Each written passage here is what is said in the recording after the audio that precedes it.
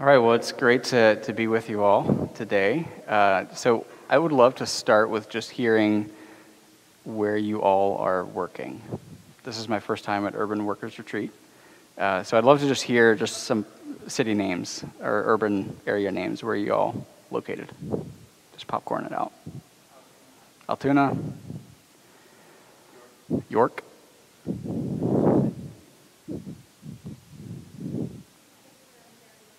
all right.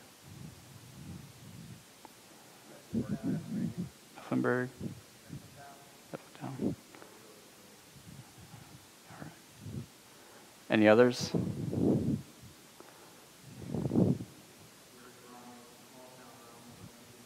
All right.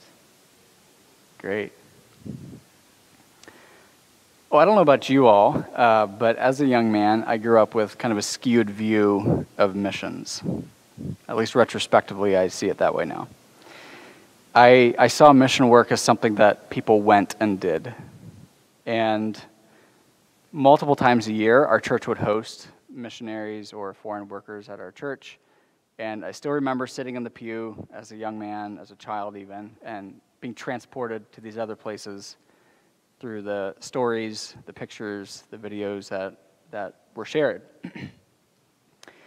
And the narrative that I came to believe is that there are these vast swaths of people over there who don't have access to the gospel and are just waiting for someone to go and share the gospel with them.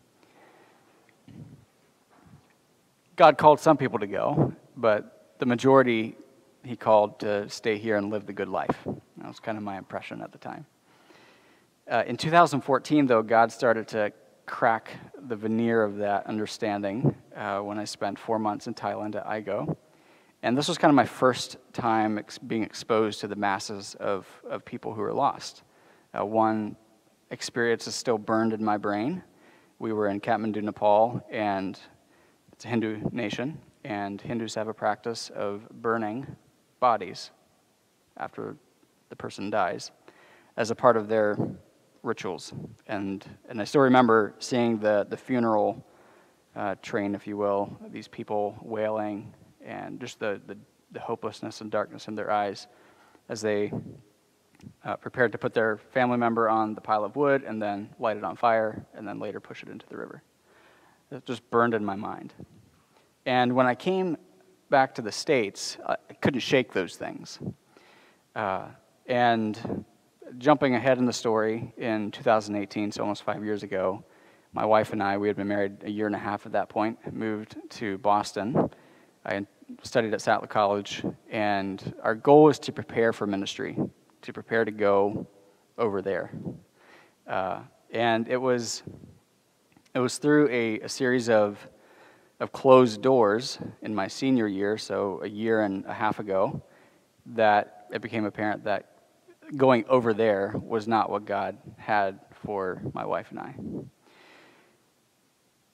Throughout my 4 years of studying at Sattler, I had the opportunity to teach English to immigrants in Boston. And this experience blessed me in so many ways. I was first exposed to English teaching in Thailand, which is kind of like the classic, what you think of when you think of English teaching. That's this classroom of energetic Asian children, and you're having heyday with them, right? And so the seed was planted a long time ago. And then I woke up one day, figuratively, and realized that all of these people that are over there were not over there anymore. They were in my classroom. I had students from many different countries, from Chile, Venezuela, Iraq, Morocco, Turkey, Russia, Colombia, from all over. And they're sitting right here in my classroom. So today, I'd like to ignite a vision in your heart for English ministry. And I want to do that briefly by looking at the Apostle Paul's missional paradigm of migration. And then I want to help us identify what might be some of the needs of recently arrived immigrants in our communities. and explore ways that English teaching might serve some of those needs or meet some of those needs. And then we'll kind of close by talking about some really tangible next steps for you, like what might this look like for you in your context. So, if you have your Bible, pull it up on your phone if you need to, but I'd love for you to see this verse in Acts chapter 17. And while you turn there, I'm just going to define a term real quick here, the word immigrant. I'm going to use that pretty broadly today, basically to refer to someone who is a non-native English speaker. And it could be a refugee, it could be an international student, it could be an asylum seeker. So kind of a broad category, but when I say immigrant, that's what I'm referring to. It could even include undocumented immigrants. So in Acts chapter 17, it starts out with Paul in Thessaloniki, and he does his typical thing in the synagogue, gets him kicked out. He goes to Berea, same thing happens, gets kicked out. And he ends up in the city of Athens, this metropolitan area in the country of Greece. And in verse 16, it says that he's waiting for someone to come meet him, and he sees these idols in the city, and his spirit is provoked within him. And he ends up going to a place called the Areopagus, and he gives this sermon. We're not going to walk through the entire sermon, but there's a particular thing I want us to catch in Paul's line of thinking here. He says in verse 22, "Men of Athens, I perceive that in every way you are religious. For as I passed along and observed the objects of your worship, I found also an altar with this inscription, 'To the unknown God.' What therefore you worship as unknown, this I proclaim to you. The God who made the world and everything in it, being Lord of heaven and earth, does not live in temples made by man, nor is he served by human hands as though he needed anything, since he himself gives to all mankind life and breath and everything." And here's this point that I want us to see in verse 26. "And he, God, made from one man every nation of mankind to live on all the face of the earth, having determined allotted periods and the boundaries of their dwelling places." Punchline, verse 27, "that they should seek God." God determines where people live. He moves people, or he uses their movement to increase the likelihood of them understanding who he is. He's moving people on purpose. He's allowing movement to happen. I don't know about you, but when the refugee crisis was kind of the peak of the American news cycle, it was something that captured my attention. And I think it did for a lot of young people. Anybody here been to Greece with I-58? No, okay. It captured the hearts of a lot of people who ended up going for some longer, some shorter periods of time and serving. And it is hard to see good in a refugee crisis. Broken families, separated families, stories of suffering and starvation and devastation along the refugee trail. But this is what Paul talks about when he talks about people moving, that God is doing something. So this is the first, I want this to shape kind of the foundation for the rest of our time here, is that God moves people so that they find him.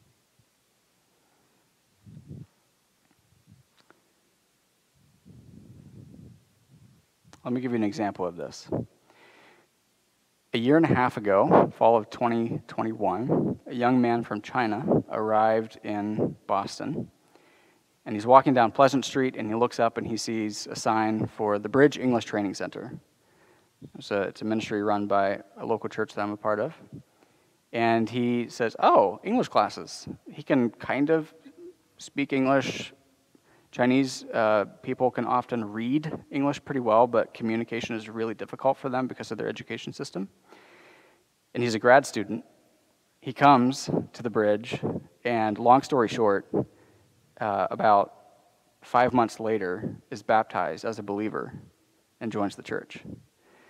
Now, this was a rare instance where seeds had been planted years ago, and had been watered by many other people along the way. And I happened to be witness to the harvest. Many times we plant and plant and plant and water, but someone else gets the harvest. And this was one of those rare cases where I got to witness the harvest. This is one story. There's others I could tell. It doesn't always end this way. One couple from Brazil that came through the bridge, digging into the Word of God, into the Sermon on the Mount, hit the teaching on divorce or remarriage, and couldn't continue. It was just, they couldn't quite do it. So, the world is on the move, and God is using it to draw people to himself. Now, this does not diminish the needs that these people have. Now, I want you to think about your community, whether that's York or Leicester City or Mifflinburg or wherever, Kitchener, Ontario. And I want you to think about who are these new arrivals. So you see Michael, right? Michael, you talked this morning about these African men that you helped. The rest of you, think about these, who are these new arrivals who might be coming into your area or that you see at Walmart? The woman in the hijab or the woman in the sari or the man with a turban and a dowel on his forehead. Who are these people? Okay, so they just arrive. I want you to think a little bit. What are those needs that they have? What are those felt needs that are very real to them upon arriving in an English-speaking country? I want you to turn to your neighbor and just talk about this a little bit. What are those needs that these people have? All right, so take just a little bit of time and talk to each other.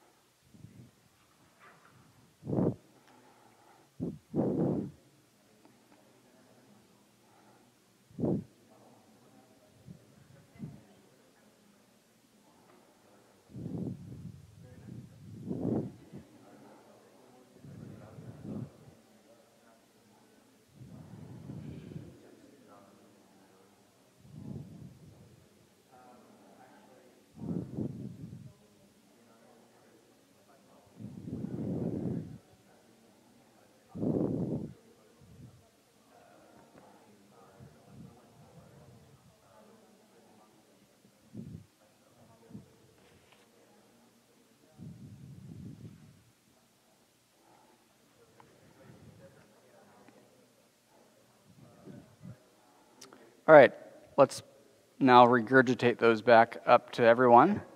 What are some of those things that you talked about? What are those felt needs that new arrivals might have, as you can see?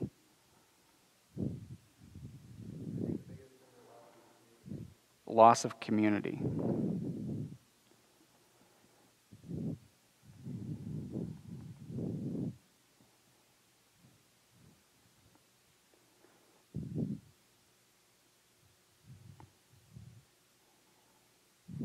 What else did you say to someone?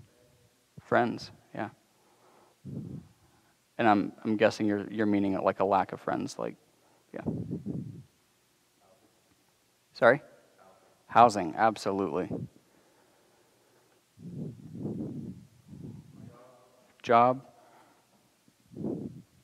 There's.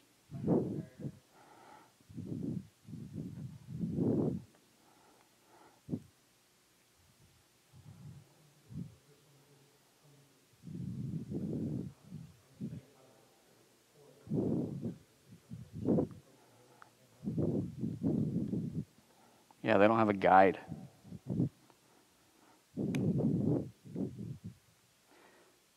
What if they are bleeding to death on the floor?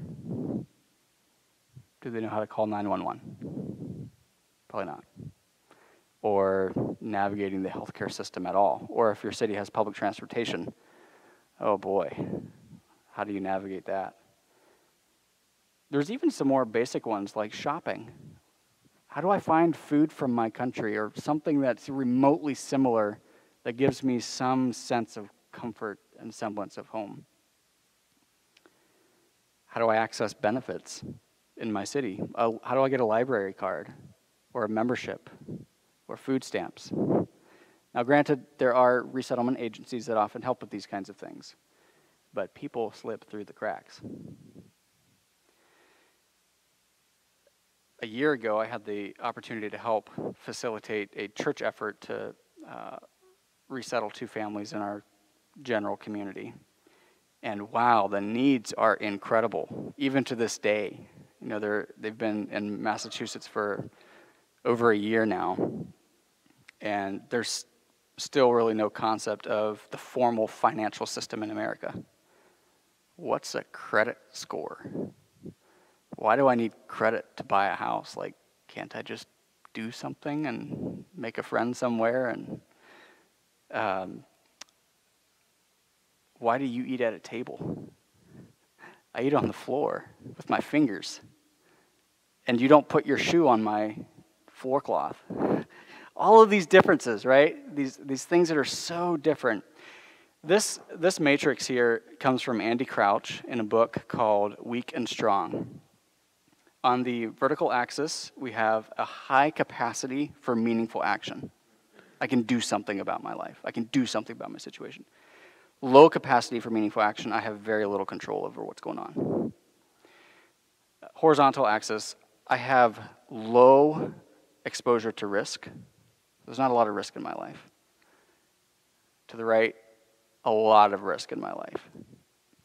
So let's give some examples here. So if someone has almost zero risk and they can do whatever they want, and unchecked they do, we would call them a dictator.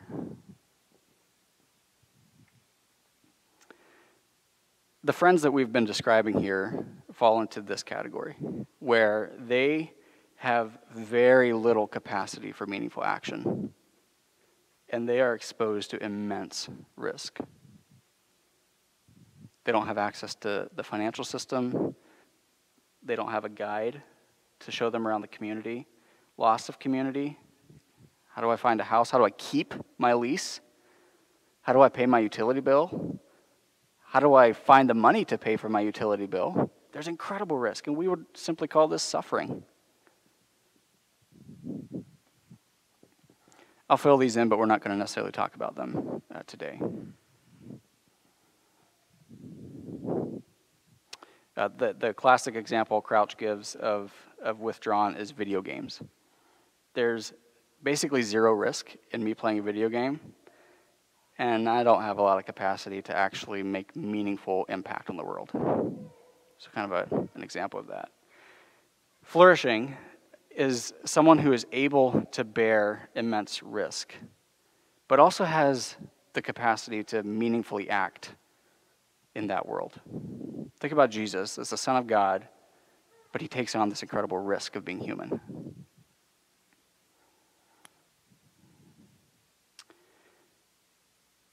This is how one student described it to me, and it's a transcript, so it might read a little bit different than you might think. So try to put yourself in these shoes. This gentleman came from China. I feel lonely, no friends and no community. I cannot work. Yeah. And then no family members, have nothing. So kind of all of a sudden from I can communicate, I can work, and I can make some money to support myself and my family and to have friends too. And all of a sudden we lost everything. So that is kind of the situation. Okay. So we've established that God moves people so that they might find him. We gave one example of that happening. And now we've talked about, okay, what are these needs that new immigrants or new arrivals might have in an English-speaking country? So how in the world does English teaching actually touch this? Can it touch this? To be fair, it is not the only way to touch it. It is not the only way to minister to people. It is a way. And then maybe you're thinking, what in the world is ESL? What does that stand for? What if I see TESOL or TEFL? Higher ed and their acronyms. ESL is simply English as a second language. So we teach ESL here because it's their second language here. If I'm teaching in a non-English speaking country, it's a foreign language to them. All right. So English as a second language, is it just grammar? I sit down and talk about grammar all day. That sounds really boring and dry. I hated English in school. No, not necessarily. Okay, so let me give you a couple examples of what English teaching could look like. So of course there's the formal English classroom where you have a curriculum. Students are put into classes based off of their proficiency in English, their current level. You're moving through pretty methodically through lessons. But then you might have a conversation class where there's no sign-up required. Students come and go as they want. There's no progression. It's just a topic that we talk about for the night. Maybe the most recent headline or the most recent holiday. And it's mixed proficiency levels. Or you might have a conversation partner. So the Bridge in Malden, where I live, has a program where students can sign up to get a conversation partner. And someone from the church volunteers, hey, I want to be a conversation partner. And that simply means I'll spend an hour with you talking per week. That's it. And we all are good at talking. So it's just talking with someone, right? It could be about whatever they want. You could have topical classes, financial literacy, computer literacy, how to navigate the healthcare system, driving laws, pronunciation classes. And this one is one that I think is really accessible for all of us. Culture nights. Letting them host you and cook you their food and make you sit on the floor and eat with your fingers. Make you the student, essentially. And you could do this on a larger scale where it's, hey, I know I have at least 5 friends from Afghanistan or from Colombia. Hey, you friends, I would love to help buy food for you, and then you teach me how to cook that dish for me and my friends. And we'll come to your house if you want, or we can come to my house or whatever.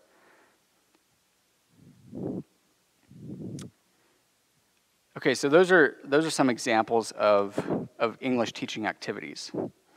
Now, how does this meet a loss of community, provide friends, a guide? I'm just going to talk briefly through a number of things here that I think are relevant. So, I think everyone gets it that a classroom is the place to make mistakes. No one likes to make mistakes, but if you're going to make it in a classroom, right? Because we're all supposed to be learning anyway. I'd rather not make the mistake when I'm checking out at the grocery store. I'd rather make it in the classroom. So providing a safe place. It connects them to others in the community who are in a similar situation. All of a sudden, I arrive from Haiti, and I meet a Chinese man and a woman from Russia, and we're all speaking the same level of English. And we all got here 3 weeks ago, and we're all struggling. But we're together. I have friends. The city becomes the classroom. Take your friend, since you might not have a class, but take your friends to the grocery store. Say, hey, this is where you find this.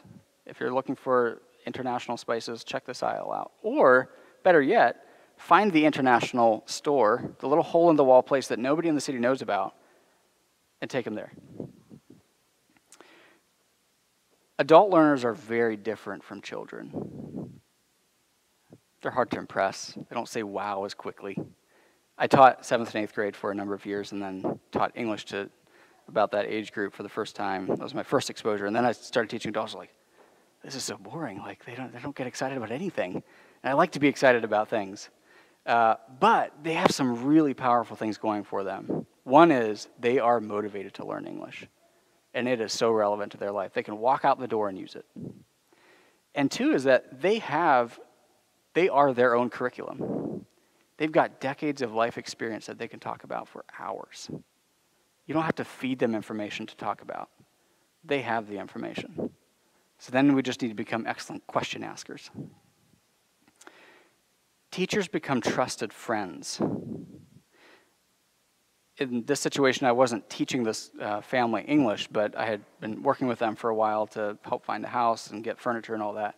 And I got a call like 9 or 10 p.m. at night, and he's like, hey, my friend, another African family, their little girl, 2 or 3, fell and gashed her head open on the floor, and they don't want to take her to the hospital, but I think she needs to go to the hospital. So I was like, okay, I'll come over and take a look. So drove over to their house, and long story short, turns out that the family didn't want to take the little girl to the hospital because they were afraid that the little girl would be taken away from them because she had been hurt at home.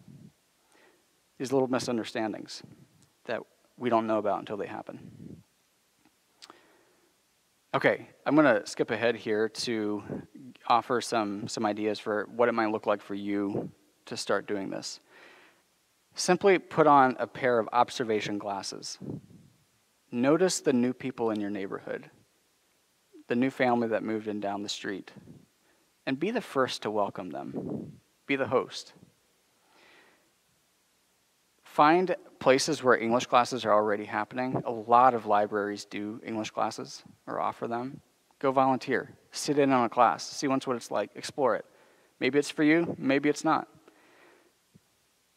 It's not quite enough to know English and love Jesus to be an English teacher. Those are two really important ingredients, but there is a method to the madness. And so the second thing I would encourage you is to educate yourself in some way. I'm going to send Jesse Weiler some resources for you to check out, and he'll send it out in an email. Basically a list of really accessible books. They're short. Some suggested training resources that you can access online, and a few other things as well. One of the main things that I want you to walk away from this with is that ESL ministry will not be successful in terms of making disciples if it's not tethered to a local church. Muslims who convert to Christianity have a high rate of converting back to Islam. And one individual told me he thinks part of that reason, it's obviously a multi-variable problem, but one of the reasons is that we're not inviting them into holistic Christian community. We invite them into a weekend community or a once-a-month community and not a whole community. Islam is an all-encompassing lifestyle, political methodology, financial way of thinking, religious, family, relationships, marriage, everything. And you take someone out of that and you don't offer them anything in return, and it won't work out so well. So find ways, like I said, put your observation glasses on and just look around. What's already happening around you? You don't have to start something new. You could join something that's already going on. So in conclusion here, God is bringing and has brought people into your sphere of influence so that they might find him.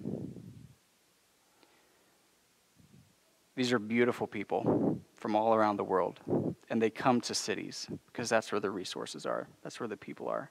But they're often lonely. They're struggling with a lot of different things. Their new environment, they can't read the street signs, they can't read the prescription, they don't understand the asylum process, they don't take their child to the hospital because they're afraid she'll be taken away. So as you start exploring ESL ministry and build relationships with the strangers and potential friends around you, you are joining what God is doing because he brought them to you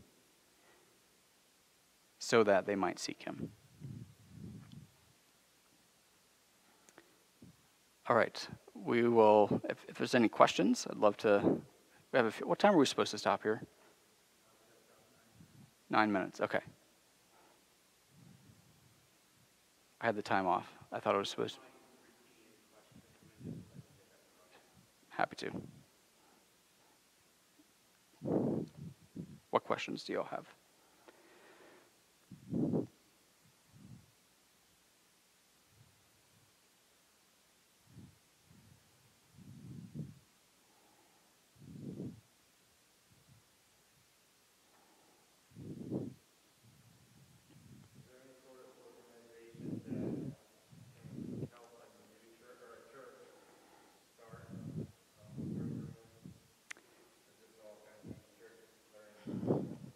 That's a great question. I think there are several in the evangelical world. I'm not aware of any in the Anabaptist world. I personally have a vision for seeing Anabaptists catch on to this, that, hey, there's a huge opportunity here. I don't have a clear plan in place for what that's going to look like yet.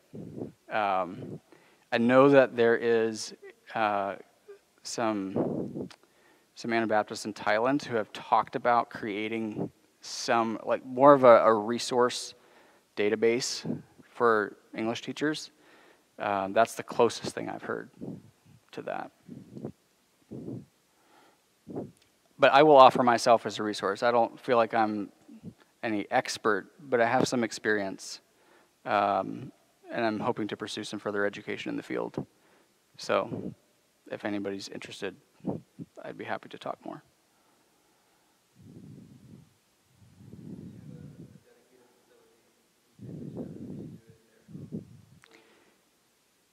So the question is, do we have a dedicated facility, or is it in the home? So we are, in Boston, we're blessed with a facility. Another organization I've been involved with has done some of both, where yes, there's a dedicated space for having classes, but then it's also, well, we're teaching mothers and they can't leave their families. So we'll get a group of them together in an apartment complex and have a class there. And I think that's some cool stuff going on when you can start doing that, getting into homes and enter their world a little bit more.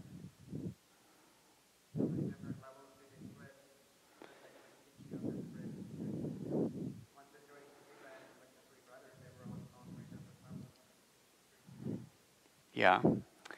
Again, because of the size, like we're able to offer more variety. It goes from 0 English to like probably B2 on the CEFR, or which is, I don't know, level, depends on the curriculum, but I think in ours it's level 4 or so. It goes up to 6, but I think level 4 is as high as we've gone. And placement is another really challenging thing, because placement exams they don't always capture everything, and you're still going to have different levels within a classroom, and that's one of the challenges of teaching English, is learning how to use the stronger ones to teach the ones who aren't as proficient, and so on.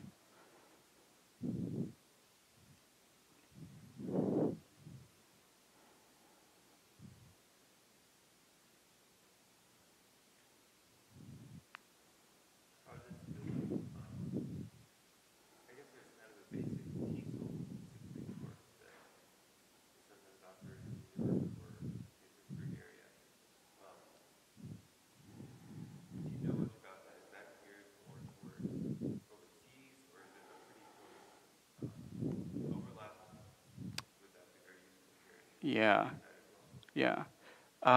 My perception, and actually Elijah and Megan here both have extensive experience as well teaching English, so they would be great. I don't know if you want to speak to that. My perception is that those trainings are, the question was, so there are some TESOL certification courses in this area, or in Pennsylvania. Are they geared towards international or domestic? Yeah. My perception is that there's a lot of overlap between the two.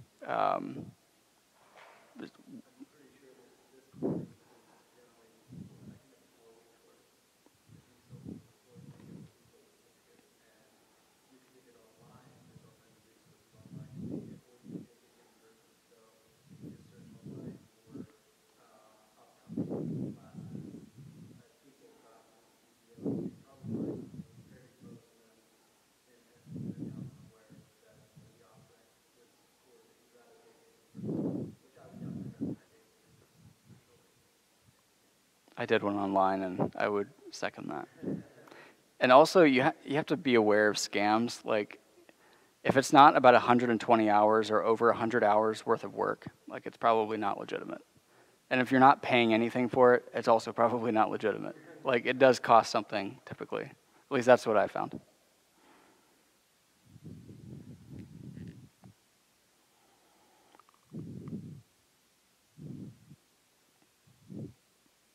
All right, anyone else?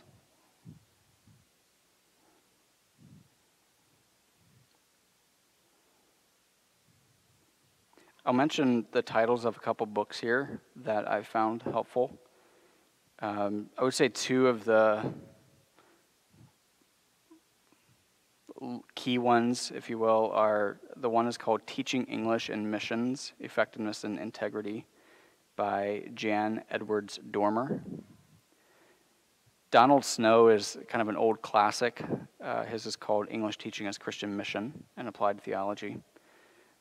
Those are the 2 that I would highly recommend, Donald Snow and Jan Dormer. There are 2 others that I found helpful as well. Those are more addressing some of the bigger ideas around power dynamics, for example. It's like we have something that's highly coveted. It's seen as a powerful thing to possess English. They have something they don't have that, right? And so are we teaching in a way that doesn't doesn't increase that distance?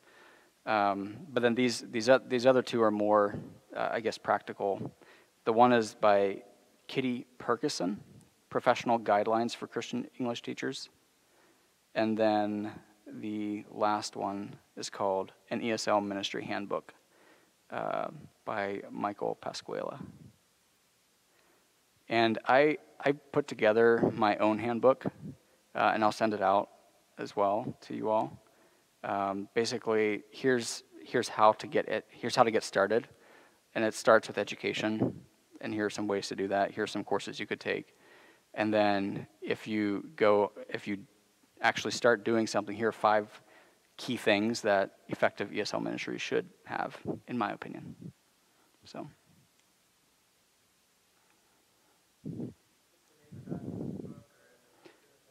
Andy Crouch. The name of the book is Weak and Strong by Andy Crouch. Fantastic book on leadership.